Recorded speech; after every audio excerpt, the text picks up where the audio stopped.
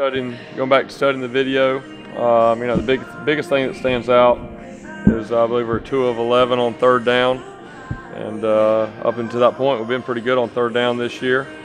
But obviously that was a big part of the game. So going back and looking at what the issues were on third down, a big part of it was 6 of the 11 were 3rd and 10 or longer.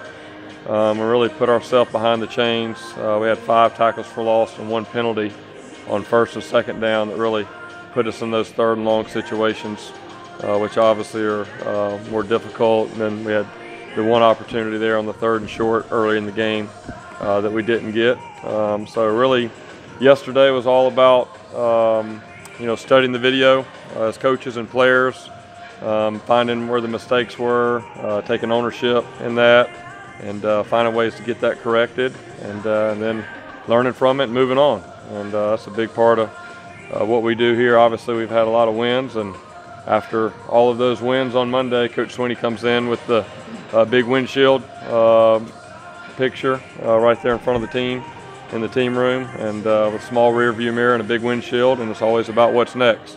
Whether you win or lose, you got to learn from the good and the bad, and then put your eyes forward and move on, and that's what we'll do. Obviously, an open week gives us an opportunity to really do 2 things. Number 1, study ourselves, where we are after 7 games, the things that maybe we've done well and things we need to improve on, and then also get a head start on Georgia Tech, and that's what we're doing today and the rest of this week. You had 5 tackles for loss that put you kind of behind the chains a little bit. How do you improve that going forward? Yeah, well, I think the biggest thing is you go look at them individually. How did they happen? And it really it comes down to maybe one guy on each of those plays. I think it was one guy not doing his job and having a missed assignment.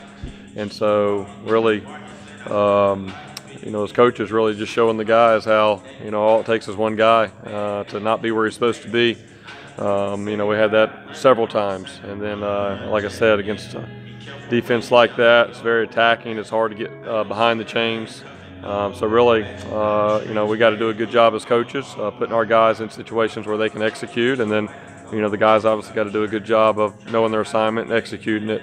And there's a very fine line, and you see that in that type of game. It wasn't like there was just this, 10 or 12 mistakes. It really came down to about, 5 to 7 plays, and that can be the difference in those type of games. How do you get the deep ball back? Teams are kind of playing that cloud coverage and blitzing a little bit underneath. Yeah, I mean, it's a combination of, finding the right spots. And, we had one early where we hit Milan. We were trying to take a deep shot, and they were in cover 2. Ever since maybe Wake Forest, the first drive where we hit Dion on that man coverage, we haven't got a lot of man coverage since then in those last 2 games. But, we as coaches still can try to find some opportunities. And the other thing is just being patient and taking what they give you, and sometimes that can be frustrating and you want to force the ball down the field, but you got to be smart at times with that as well. What's the mood like right now in the locker room and amongst the team as they try to refocus their minds on this bye week? Yeah, well, number 1, this group's not used to having a Monday after a loss. I think especially a road game. I think only the seniors in that room have experienced that. Obviously it's disappointing. It stings a little bit, and it needs to sting a little bit. If we get to the point where it's okay to lose, and that's not a place you want to be, and definitely not the culture that we want to have.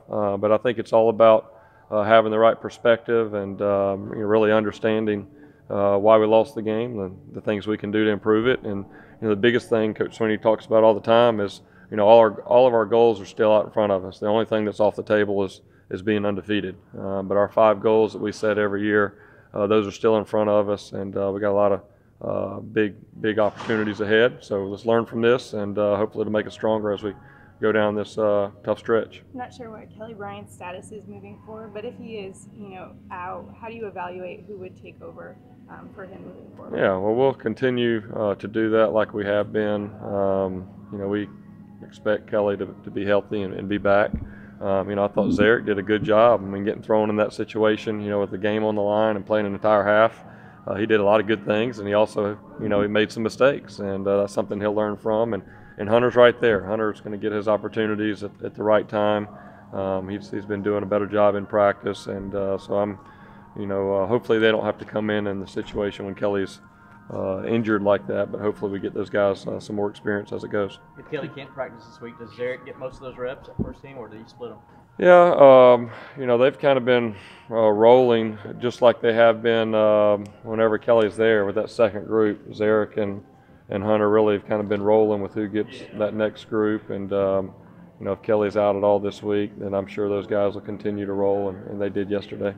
What does Zarek and Hunter have to improve on to be prepared just in case the situation does present itself again, that they've got to go in and try to win a game? Yeah, I mean, I think the biggest thing is just making good decisions. The game has evolved. Now you've got a lot of run-pass options. So on every play, there's about 3 or 4 potential decisions that a player has to make, and to be able to make those as quickly as possible and make the right decisions. We get challenged on our practice field here, and that'll continue to come just like any young player as they develop. Let me jump in here a second. Number one, we need to move out of this way because all the players are going to come this way.